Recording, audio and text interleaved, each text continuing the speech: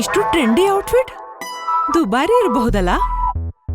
ಇದಕ್ಕಾಗಿ ಎಷ್ಟೆಲ್ಲ ಪ್ಲಾಟ್ಫಾರ್ಮ್ ಸುತ್ತಾಡ್ಬೇಕಾಯ್ತು. ಸ್ವಲ್ಪ ಕಡಿಮೆ ಯೋಚಿಸಿ.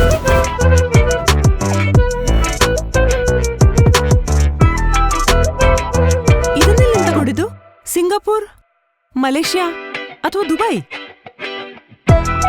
ಸ್ವಲ್ಪ ಕಡಿಮೆ ಯೋಚಿಸಿ.